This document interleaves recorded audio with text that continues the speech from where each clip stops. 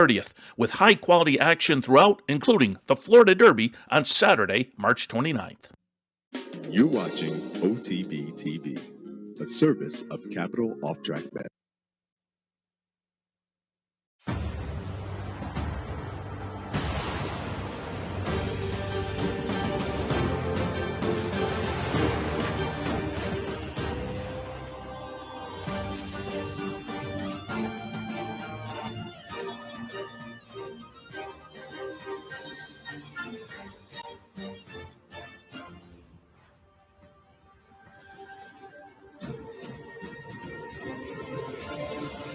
Broadcasting live from the Capital OTB studios, this is Racing Across America with Seth Merrow.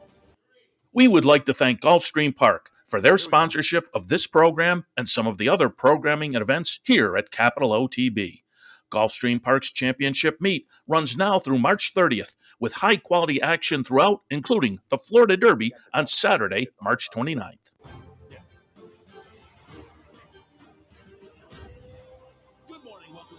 Across America on this Saturday morning. I am Seth Merrow, and we, as we normally do, did I say Saturday? Sunday morning. As we normally do on a Sunday morning, recap some of the stakes action, which was glorious yesterday. Gulfstream and over at Oaklawn as well. We'll have some conversation about all of that. But boots on the ground. Our man C. Bick was down doing radio leading into the Pegasus weekend down at Gulfstream during the week at the Eclipse Awards Thursday night and more. So I thought we'd get some live commentary from South Florida. Steve, good morning.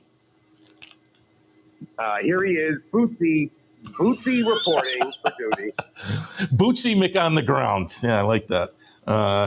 And as always, listening to the show, you did a great job this week. And before we get into some of the Pegasus World Cup conversation, nice job as well. You handed out the Eclipse Media Awards at the Eclipse Awards on Thursday night. You did a nice job there.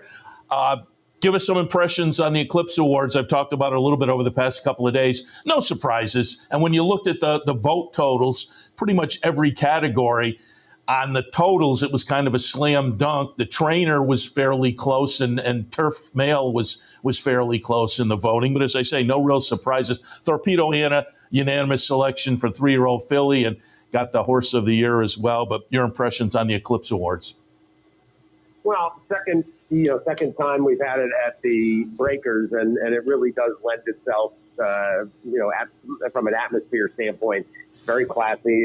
It's one of the great. Obviously, one of the great properties anywhere in the country, and so it really does have a big night feel to it. That's part of it, the atmosphere, and given that it has been that 2024 has been a good year of racing with less.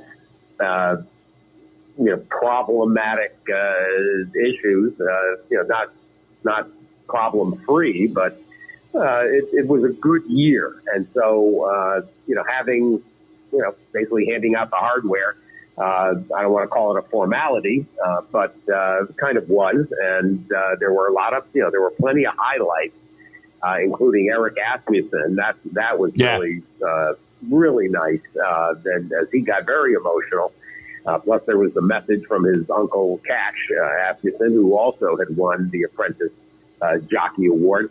You had the Mark Taylor Special Eclipse. That was really appropriate. I was right backstage because I presented the media awards next. And so I got to see Mark, behind the curtain. And the Stable Recovery Program is a wonderful story and a big success. He announced plans for them to build, I think he said, a $20 million endowment by the end of the decade. It was a stunning figure. But I really applaud what TaylorMade and Mark has accomplished with Stable Recovery. And, of course, it's a testimony to the horses who are so good. Whether it's PTSD veterans, whether it's the Second Chance program in prisons, and then this, basically helping addicts find a new path to sobriety and to a life that they can proceed in. So those were two of the highlights. That you mentioned one of the close votes, and that was the turf. I don't get the turf vote at all, and to me, Rebels Romance is a joke as turf champion. It's just preposterous. And it's not to say that I haven't voted for horses that came over and ran once, because I have. Enable, Goldakova, I think Ouija board. But I'm sorry. You had a candidate like Johannes, who had run all year long, ran after the Breeders' Cup, had grade one, did everything that was required of being a champion. And there's these adult voters who think that because a horse wins a Breeders' Cup race, they automatically supersede anything else in the category. To me, that was a real disturbance. And I don't know how you stop it, because there's no rules for the voting. The voting is a free for all. But anyway, that one hurt me quite a bit. Beyond that, great to see Flavian Pratt get a much deserved nod. Breaking the Ortiz stranglehold. He had a record-setting year. Chad Brown, 100% deserving. I know that there was a movement or a groundswell for Kenny McPeak, but I'm sorry. Chad had 15 grade ones with 12 different horses. He absolutely deserved it, and so the people that are grousing that Chad somehow didn't deserve to be champion again over Kenny, I don't get that argument. Anyway, overall, an outstanding evening. Of course, Seth, it's hard not to mention that the backdrop down here in South Florida. I was going to ask you about that, because you've been down there for the week, and I'd love to know, being down there and talking to people. And you had the interview with John Sakura the other day, which was very good, and a couple other folks talking about it. But that decoupling topic that has been hovering over South Florida now for the past couple of weeks at least, it goes back a ways, but it became news the past couple of weeks. What's the mood down there like? Well, the mood is frankly a little dire, and there's real concern about the future of Gulfstream, rightly so. And it's very clear that First Racing, the former Stronach Group, the former Magna Entertainment, the former NEC, every other incantation, it's very clear that their long-term interest is not for racing. They're viewing this property as real estate, and they're acting like the value of it as real estate outstrips that of the racing. Well, of course it does, but that doesn't mean that you can't have racing and at the same time maximize the real estate value of the corner of Federal Highway and Hallandale Beach Boulevard. I mean, it's an enormous parcel of land. They can do the hotel development. They could revamp that mall. They could use the parking lot areas. I mean, there's absolutely nothing preventing them from doing what they say they want to do, but at the same time keeping the horse racing involved and keeping the horsemen involved. And frankly, the fact that the horsemen seem to have gotten either hoodwinked into agreeing with the concept of decoupling is outrageous. And the breeding community and the industry from a wider viewpoint nationwide, people like John Sakura are absolutely not just aghast, but they're completely disgusted with the FDHA and the fact that they would just capitulate. There's no shortage of capitulating going on in this country, but to capitulate to the Stronach behest, and the fact is, the coupling is not going to happen. There is no appetite, and they have no political clout in Tallahassee to get that done. The Indians don't want it, the Seminoles and that other tribe in northern Florida, and the FTBOA, the Florida Breeders and Owners Association, they don't want it and are going to absolutely fight it.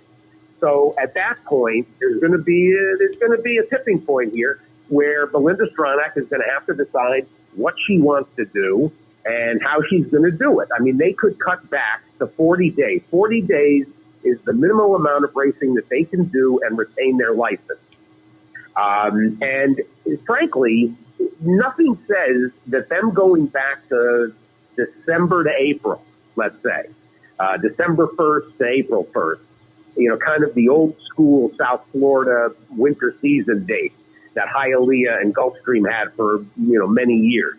Then, of course, Calder would race the rest of the year. Nothing says that it would be so terrible if Gulfstream pared back. Part of me personally says I'm sympathetic to, some of Belinda Stronach's complaints. She was basically saddled with, her father's vision of year-round racing at Gulfstream. And, I mean, let's be honest. Who out among us, Seth, it looks at that signal after Florida Derby Day? Yeah. Nobody. Yeah. Nobody. I mean, you might look at the Princess Rooney and a couple of the old Summit of Speed races, and that's it. And nobody pays attention to that signal. So is it really necessary for them to race 11 months a year? No. Anyway, there's a whole bunch of different working parts to this. It's very complex. There is potential. Not that I think they want to spend $300 million building a new track up in Boynton Beach by Palm Meadows. There's no guarantee that they're even legally going to be able to build in Palm Meadows. There's some question about the statutes that were involved when they originally built it 25 years ago. So there's that aspect. Then there's what came out on the show with Lonnie Powell from the Florida Breeders.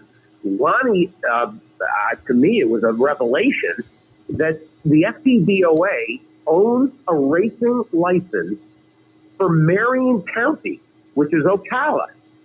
If they want to put up a grandstand and do some renovation at OBS Sales, they've got a racetrack right there.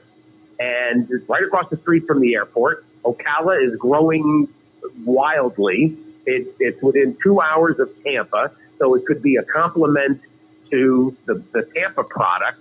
There's uncertainty about what Mrs. Sayre wants to do. She has made overtures about selling. And at some point, Stella Sayre certainly will sell Tampa. I know Rapoli has sent out some smoke signals about buying Tampa. So there is a path forward in Florida, but do we want to envision a future without a track in Dade County, Broward County, Palm Beach County? A lot of people are trying to beg John Brunetti Jr. at Hialeah are begging John to let maybe the horsemen lease the racing side of Hialeah and revamp Hialeah. The people would love that, but so far he has shown no inclination. I can't even get him to come on the radio. So this whole situation is problematic, and there is a huge percentage of the industry that is going to absolutely browbeat the horsemen, to keep them from giving up the one element of control they have, and that's control over the signal. But for them to just, kowtow to, the request of Gulfstream management, specifically, Keith Brackpool and Belinda Stronach. Brackpool has been the emissary of Belinda in all this. It started last August. Yeah. It's amazing that this didn't come out right from the get-go, which was an August 30th meeting of Brackpool with the FTHA. And the board members of that FTHA it was confidential, and remarkably, this did not come out until that press release, 10 days ago, 2 weeks ago. The only horseman that fought against this was Terry Pompey. And all credit to Terry for standing up and telling the rest of the board members, we can't do this, not without, further negotiation and discussion. And she was basically not just shouted down, then she was basically exiled to Tampa. Terry Pompey is Monmouth and Gulfstream for 25 years, 30 years. So credit to Terry for having a backbone to stand up to this. But this is a very, for people to think that this is regional, it's so big, this is a hugely important topic. And just listen to John Sikora with me from Thursday, and you'll understand. This would be like losing, the Boston Celtics in the NBA, or the Los Angeles Dodgers in baseball, or, this is a cornerstone market for racing, and it's inconceivable. And it's not just that, it's the potential to disappear, but the way they handled this and basically foisted it on the entire industry without any discussion, without any opportunity for the industry to have a plan. And they're famous for that, the Stronach team. And I totally agree with a number of things you said. As you read about it, you realize this was being discussed last summer, the end of last summer or whatever. But it came like a bolt of lightning out of it. Like, Gulfstream, really? And it was shocking because, as you say, Gulfstream, at this time of year in particular, is so important on the American racing scene. And so to think we're going to lose South Florida, how's that? And you've heard, and on your show as well, John was very good on Thursday. People should go listen to that, but others as well. And I had Mark Cassie on yesterday. He kind of pointed at Tampa as maybe. He said, well, we're going to have to talk about a lot of things. And Tampa, maybe. I've heard the Ocala. I've heard Hialeah and Palm Meadows. And that would be a lot of money. But also, as you say, having been down to Gulfstream on various trips, Florida Derby and whatnot, even on the big days, that parking lot area over on the clubhouse turn side, there is a lot of space there that can be developed and on other parts of the property and still have the horse racing. And this is the first time I've thought about it when you talked about it. You're right. They could reduce the schedule and keep that very important part of the American racing calendar in the wintertime down at Gulfstream. That seems like an option that should be on the table to be discussed a little bit. But it seems like everybody at this point now has kind of done it the best they can to digest the information that popped out week and a half or 2 weeks ago. And now it's like, how do we figure this out? Because the decoupling thing, it has to be a big no. Because we've already seen that play out in Florida with Hialeah and the dogs. And so, as I say, that just has to be a big no. So it'll be very intriguing to see how it plays out over the next month or so and how some of these, various parts of the industry can come together. Because as you mentioned, too, the breeding side down in Florida, horse breeding is a big industry, and that would take a hit. So it will be intriguing to see how it all plays out. Well, you mentioned the breeding. Tuesday is the first sale of the year at OPS. Now, Tom Ventura will be on with me on Tuesday, and for them to set off this time bomb when there's people that are buying pregnant mares and short yearlings on Tuesday that are the vast majority, not the vast majority, but the catalog's in my bag. A large number of which are Florida bred. And the Florida Stakes program. It was just last year that Tallahassee actually boosted the Florida breeding program with incentives for owners and breeders. So, it just shows a complete lack of concern for the ecosystem of the industry nationwide, and that's their hallmark. Thank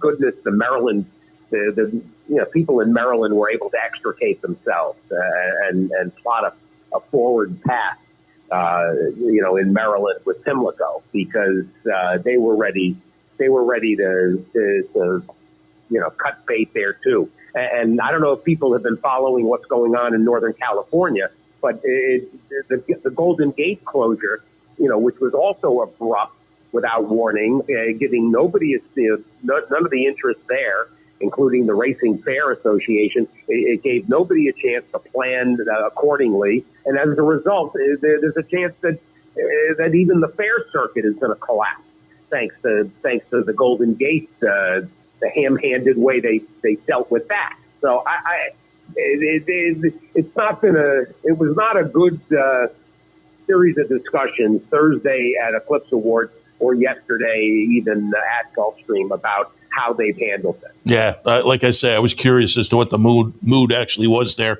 Boots on the ground, but anticipated in that direction. All right, let's turn and let's talk a little more racing and change the mood a little bit, because it was a nice day of racing yesterday down at Gulfstream, and looked like a nice atmosphere down there. Well, let's kick things off by looking at the highlight on the day, the Pegasus World Cup. I liked White Barrio, and he was very impressive. Locked, took a lot of action, went off as the 9-5 favorite. I had that one in the mix, but at the post position, I was a little concerned. And if we're going to watch the whole race here, you'll see Locke gets off to a bad start and kind of overcomes the bad start in the post position to run a very good second in here. Skippy Longstocking third. Saudi Crown, who was anticipated to make the pace, did make the pace, but faded a little bit late at 4-1 to wind up fifth. The disappointment is a second dud in a row after the Malibu on the comeback for Mystic Dan. Going to be the number 9 horse running 9th in here. I'm going to be intrigued to see what they decide to do next, Kenny McPeak team with Mystic Dan. But White Barrio, very, very impressive yesterday. Your thoughts on the Pegasus? Well, Safi Joseph, who had a big day, Safi was excited about getting White Barrio back to his best effort. And, really, the two races at 7 furlongs that he used as a prep, they actually were okay. I mean, yeah, he got beat most recently in the Mr. Prospector, but he was a lot further back in that race than you typically find him. And, he subsequently fired off a nice bullet. And, he basically, at 109 Beyer, he got back almost to the level of his good effort in the Whitney, when he won the Whitney, getting 110 Beyer.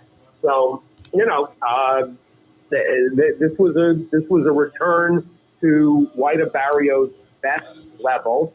And, I'm sure Rick Dutrow is a little frustrated that, he wasn't his care. But Rick got that performance out of him in the Whitney. And, Safi, this is now a 6-year-old, that he doesn't run a ton, 4 or 5 times a year.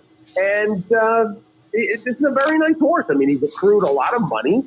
That's his 9th win in 20 starts. There's a lot to like. And it obviously, it completed a pretty heady double for that Mark Coronet, that C2 Racing. And the rest of those partners. The guy's been very lucky and has done well getting involved in one of these outfits that buys ready-made horses that are mid-career or ascending on their career. And we'll have Safi this week. And Safi's actually an important conversation because he stood up in that meeting 2 Tuesdays ago.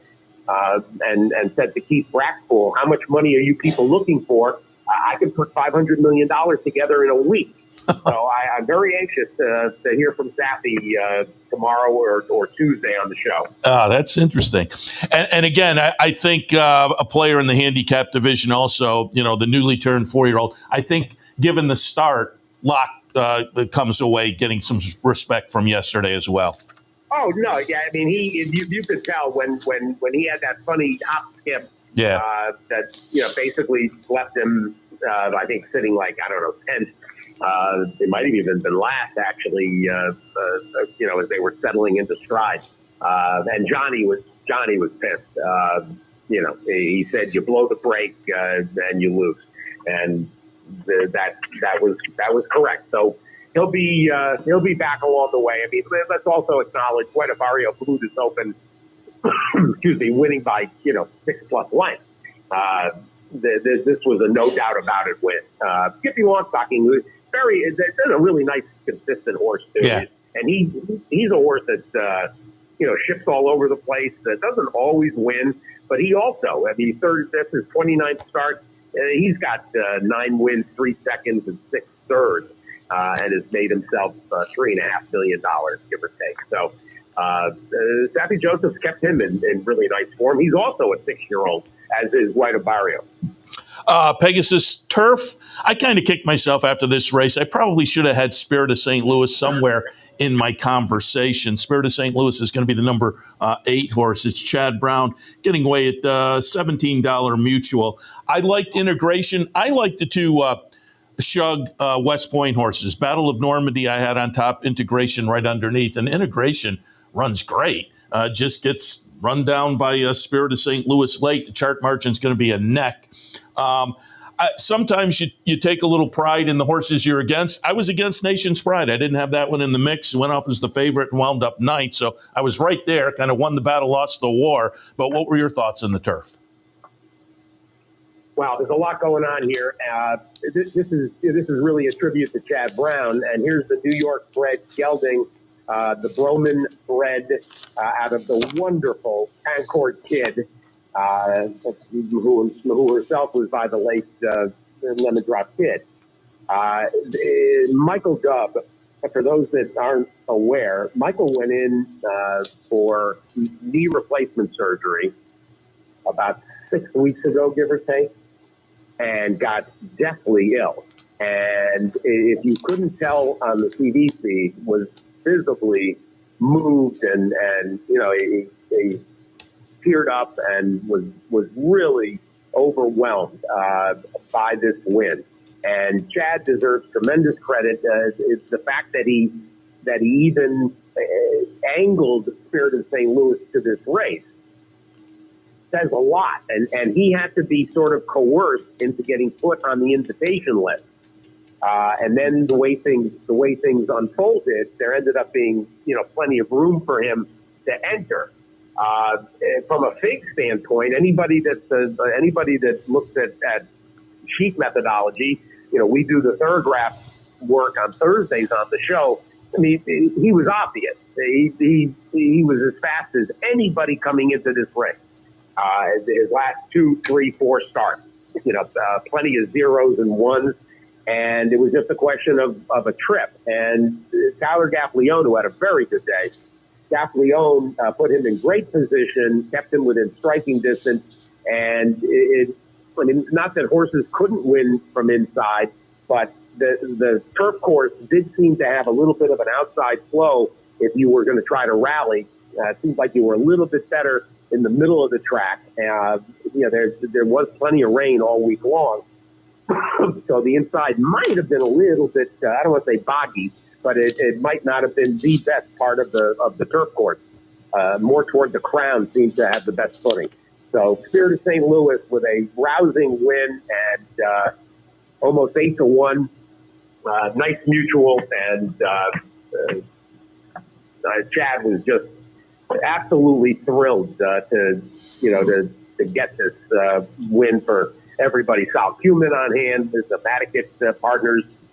Should mention, how about the longest shot on the board, 65-1, Chasing the Crown, came from dead last and got beat, a length and change at 65-1 with third.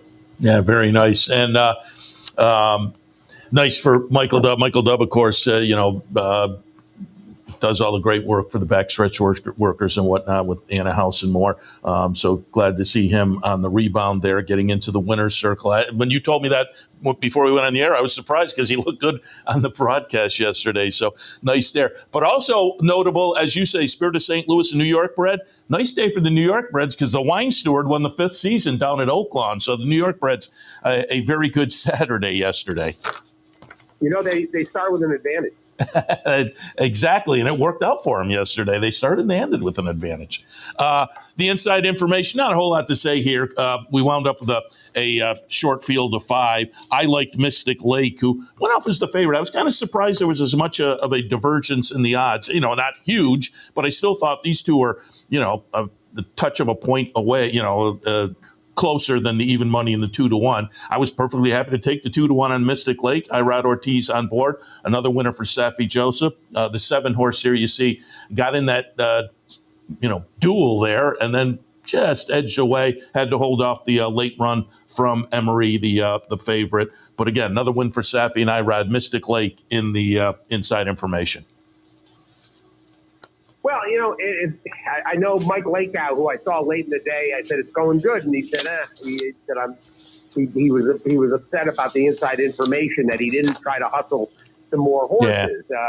Only to see Sterling Silver and the other Bill Mott, Nick Style scratch. So they were a little, that was a key juncture. In the late multis, obviously, the 11th race of 13. Mystic Lake hung in here like a real tiger. Could have easily given it up at a couple of different stages. And it's funny because Emery, as it happens, it seemed to me after the scratches that Mystic Lake was going to have complete control of this on the front end. And that really was not the way it unfolded. Olivia Darling, David Egan kind of jumped on her, and she was challenged every step, and it looked fairly late, like when Jody's Pride was clinging to her mid stretch. I thought she's going to get beat, and then Emery kind of got reinitiated and finished well. In addition, and even got past Jody's Pride. But this was a good performance, and 640 was a nice number on Mystic Lake. Yeah, no question. Pegasus Stakes kicked off with the Pegasus Filly and Mayor Turf. It's going to be number 3, Be Your Best, getting it done. I had that one in the mix, so I was a little surprised. I thought the price was pretty good, $16 and change. Sacred Wish was my top pick, so the neck defeat kind of disappointed me a little bit. In Our Time runs 3rd in here. Mark Cassidy runs 4th with Pounce, a horse I talked with Mark a little bit about yesterday as well. But again, I thought Be Your Best was very playable. But another win on the day, as you mentioned earlier, great day for Safi Joseph. Well, this is that other horse of Mystic Lake was the C2 horse. This is Mike Ryan, the bloodstock agent that he owns this horse in her entirety. This was a really fun race, and there were any number of options in here as it happened. So if you landed on Be Your Best, well done. I mean, she was certainly one of the ones. You mentioned Sacred Wish. I played around with Bless My Stars. Rakia from the rail with the Tory, who did not have a good day. Yeah. Frankly, we'll get to limited liability in a minute. But the Tory and Rakia looked like a live play down inside. In fact, went off favorite. I didn't realize until looking now at the chart. Went off at less than 5-2. So anyway, this is one of those. This actually was one of the races that when you look back, you realize.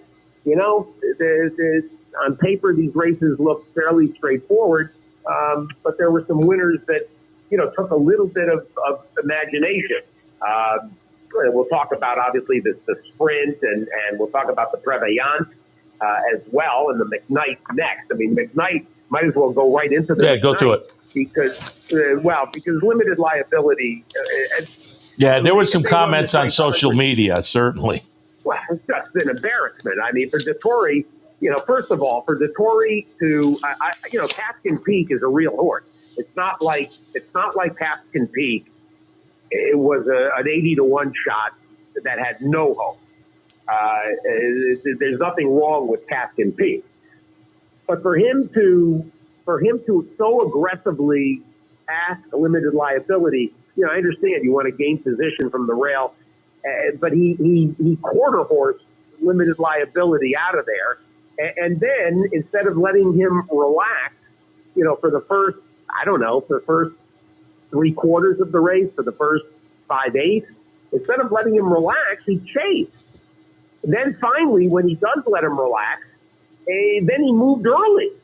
And ends up getting beat a neck and a nose for everything here. And Shug was apoplectic. I'll tell you right now. Shug was absolutely furious. I can imagine, because I've seen him after some of these kind of losses up at Saratoga. Yeah, no, Shug was really pissed.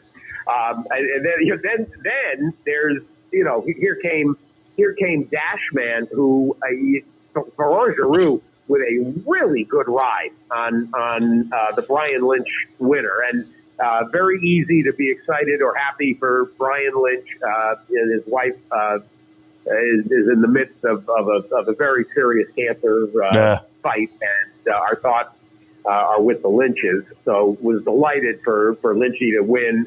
A very good ride by Giroux. And then there's that poor Cash Equity, also got a good ride from Murad Ortiz, and this could have been another Saffie Joseph win. And this horse is funny. This horse just manages to, get beat by, here and there. He's a nice horse. It's a 7-year-old that, has been around and hasn't, doesn't, at the highest level, has been turned away. This was his best chance at a big win.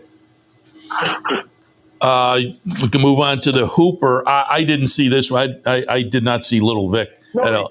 Nobody has. Yeah, even in retrospect, I didn't see Little Vic. Implementation runs second at 18-1. Tumba Rumba runs third. I used a little upstanding. That one winds up running sixth in here, but Little Vic gets it done at $19 mutual in the Hooper. Yeah, I went back. I mean, Little Vic's had certainly a useful career. He blows past the $500,000 in earnings. That's actually his 8th career win. But it was tough to, it was tough to put him ahead of Tumbarumba, Rocket Can, Upstanding is lightly raced and is felt like a horse that's moving forward as a 4-year-old.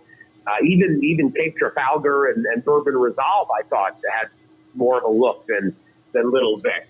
But that's Victoria's Ranch. That's what's his name, Martinez, the Red Sox catcher. Yeah.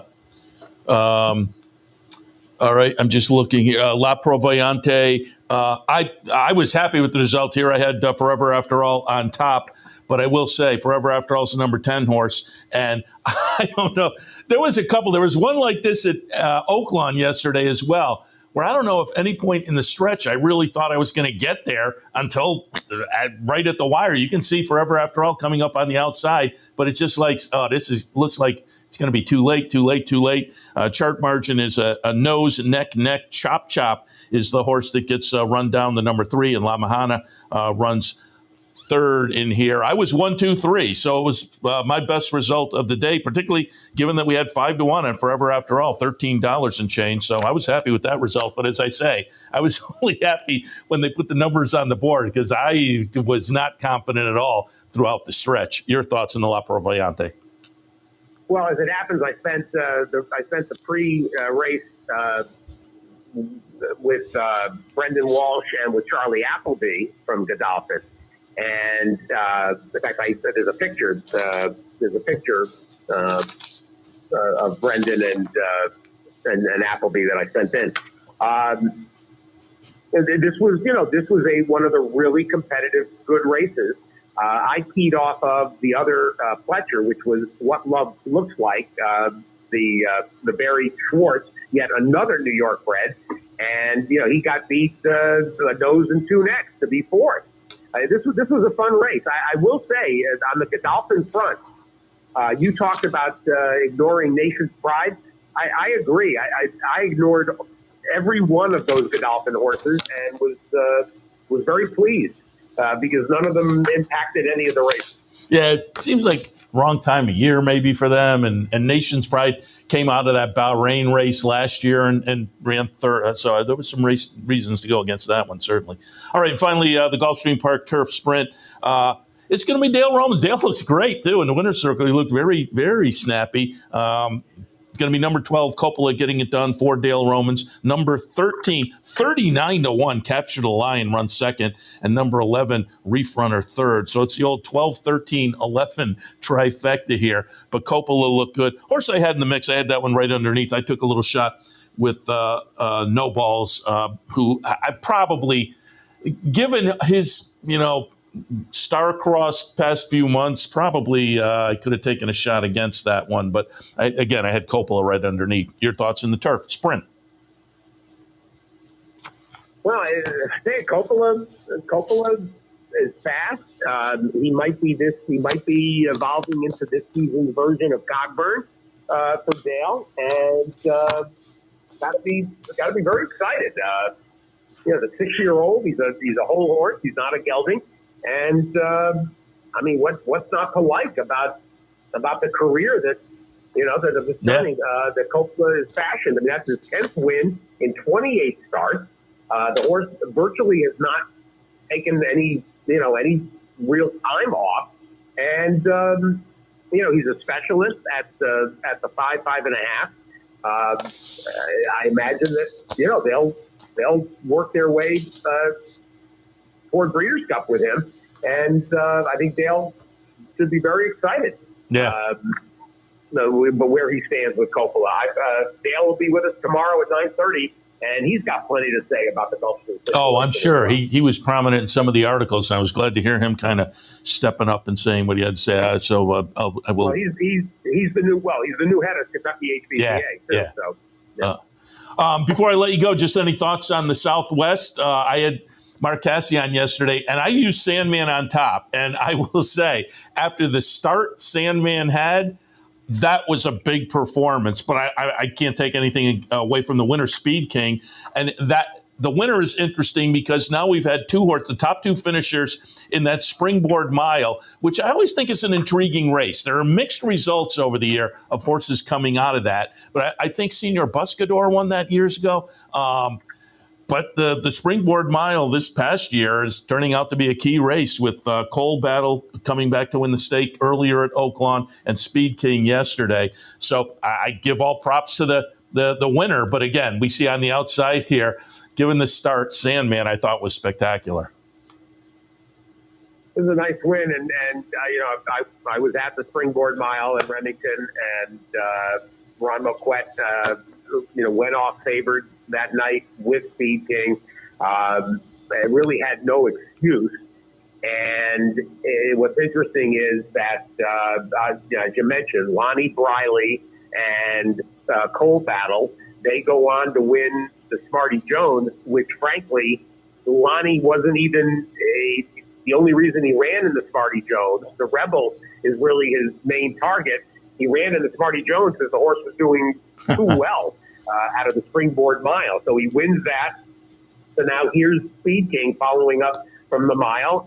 And this is fabulous for Remington because I don't see how they deny the Springboard Mile a rating when they get together later in the year, the Great Estate Committee. And that's something that Remington would really like to see. And I'm certainly rooting for them. I've got a wonderful relationship with Remington that goes way back, and it's one of my favorite venues. So here's Speed King and 93 buyer for those that haven't seen my feed, moving up from the 80s, and Moquette back on the trail. Good for Ronnie, and I'm looking forward to getting there for Rebel Week. We'll be there. It's really not that far. Away. It's the 22nd. So 4 weeks away from the next level, and obviously we got to talk about Patch Adams, who absolutely stunk, and with all the hype and with all the way he got bet in the Derby futures, people got to be suicidal. Patch Adams was just awful here. So Cox will have to regroup. It was not much of a day for Cox at Gulfstream. He won some other races, obviously, on this card at Oaklawn, but this had to be a huge disappointment for that team. Oh, no question about it. Winds up running fourth at 4 to 5. And gaming stunk too. Yeah. He's a sprinter. Yeah. He's a sprinter. Maverick's going to have to turn it back. Yeah. Big day of racing. It was a fun day of racing. And as I understand it, you're sticking in Florida through the Holy Bull next weekend? I don't know if I'll stay till Saturday. I've got a flight. I can come back Wednesday or I can come back Saturday. We'll see how the week goes. Right now I'm leaning toward coming home on Wednesday, but that'll give me plenty of time to recap. And but I might stay. I don't know. We'll see.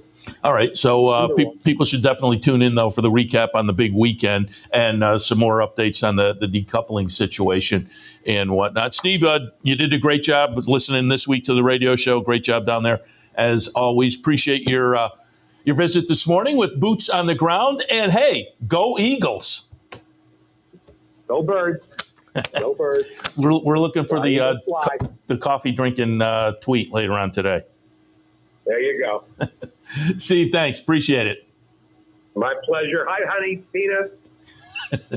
All right. I love you. We will we'll take a quick break. When we come back, we'll hit on a couple other of the stakes from yesterday and wrap things up. Stay tuned.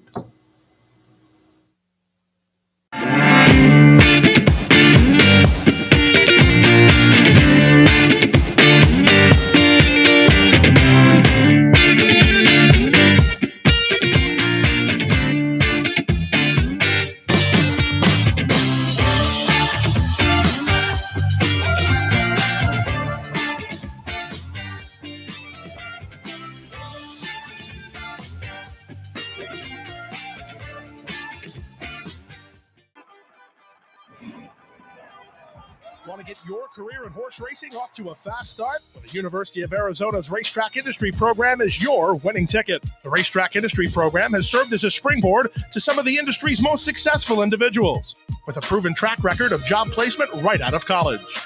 If you want to earn a degree in the exciting horse racing industry, the Racetrack Industry Program can put you in the winner's circle.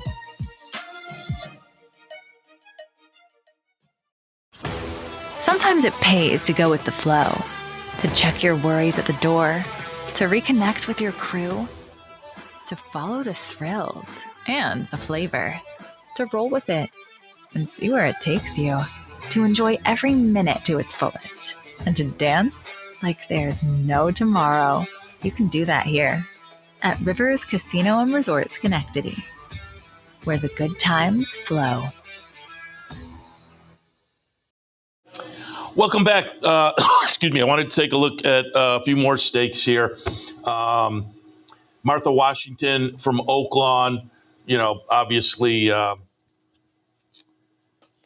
the Southwest plays into the 3-year-old Arkansas Derby Trail, Kentucky Derby Trail, Triple Crown Trail. Martha Washington potentially playing into the Kentucky Oaks. And I wanted to show this because Ken McPeak has a player again this year. Ken McPeak, Take Charge Milady takes off over Quiet Side. Quiet Side for John Ortiz went off as the 1-2 favorite.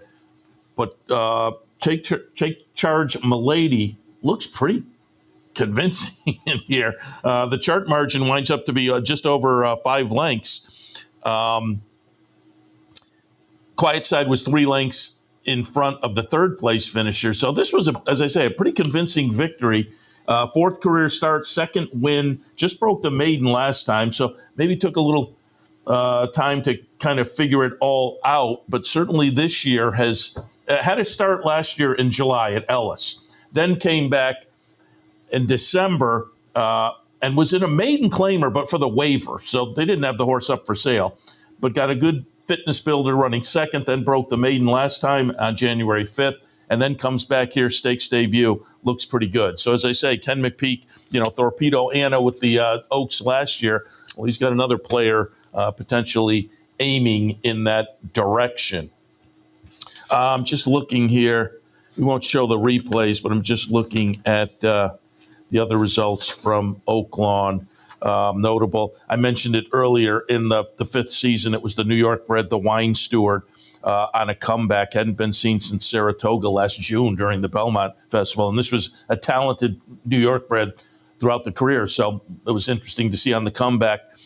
Comes back in a little stakes race down at Oaklawn. Little stakes race, $150,000. But the Wine Steward looking pretty good on the comeback. And Tejano Twist looked good. Scratch-reduced field. It was a field of only 4 in the King Cotton. But Tejano Twist looked very good in there. All right, we will take a look at the interborough from yesterday at Aqueduct.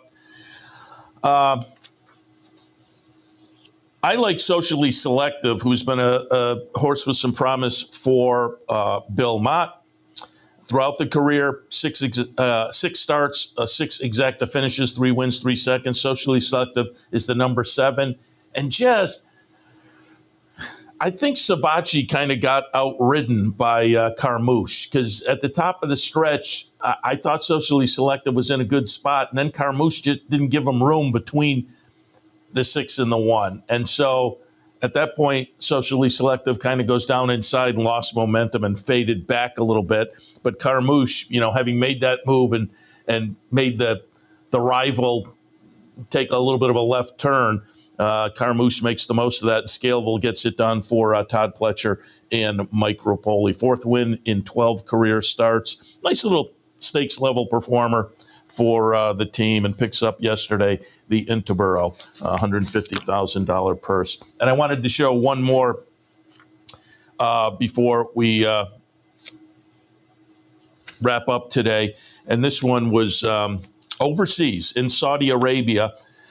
The big race in Saudi Arabia, the Saudi Cup, with $20 million purse. But it goes, I think it's the 22nd of next month. But Kenny McPeak sent Rattle and Roll over to Saudi Arabia to get acclimated, get a prep in, and you will see Rattle and Roll just rattle and roll down the stretch. This is going to be a very convincing victory yesterday. It was about 11:30 in the morning our time, but a prep essentially for the Saudi Cup. Rattle and Roll was coming off a win in the Clark at Churchill back at the end of November. Been a nice performer for Ken McPeak. Came into the race 9 wins, 23 starts, over $2 million in earnings. And you can see here, that's him in the white cap kind of splitting horses on the inside, towards the inside, but then just powers away from this bunch.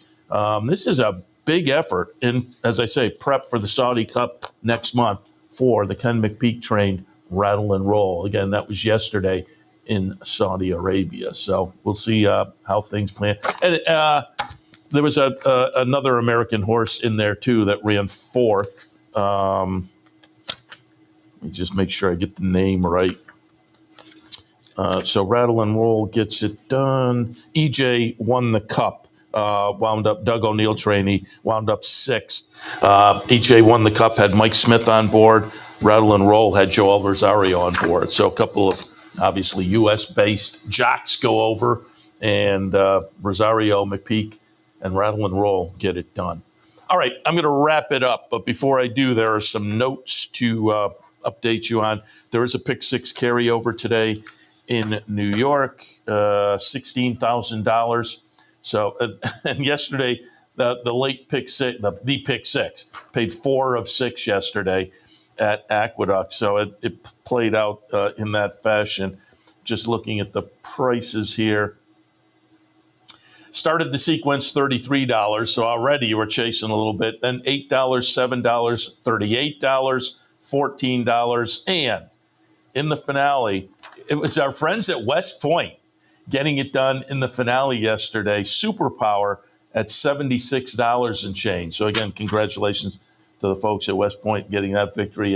And I feel your pain at West Point folks at Integration, who ran great yesterday, but came up second in that Pegasus card stakes race. But they did get the victory in the finale yesterday at a price. And I was watching Joe Bianca was in the winner's circle from West Point, and a lot of the West Point, or a group of the West Point partners were in there. And that hopefully, and you would think everybody had to put at least a few bucks on the horse, right? It's $76. So nice win there. So again, carry over at Aqueduct today in the pick six, and a mandatory pay in the Rainbow Six at Gulfstream, and that always balloons up nicely. So again, mandatory in the Rainbow Six at Gulfstream, carry over in the pick six at Aqueduct. All right, I think that catches us up. I'll be back in about a little more than an hour, because I'm just looking. Yeah, Aqueduct is kind of kicked back to a more traditional 1:10 post time. I would think Saturdays may go a little earlier, as they did yesterday. But now with the daylight we have, they're 1:10 at Aqueduct, 12:20 at Gulfstream. Those are the two tracks I'll be looking at. So, again, a little over an hour for the return. OTB Live, taking a look at some of the action for Sunday afternoon. So hopefully gave you some nice insights and info on not just some of the races yesterday, but some of the news over the past week. And obviously a lot of things were focused on Florida, so it's good to have Steve Mick jump on and talk a little Florida stakes races and then just Florida racing news as well. So again, appreciate everybody tuning in, and we'll wrap it up now for a Sunday morning. But as I say, back about an hour and a little less than an hour and a half, a little more than an hour for a Sunday afternoon OTB Live. We'll see you then.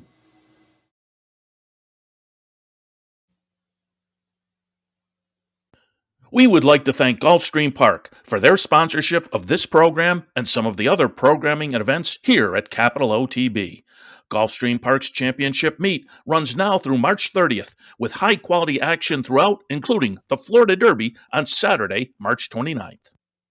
You're watching OTB TV, a service of Capital Off-Track Betting.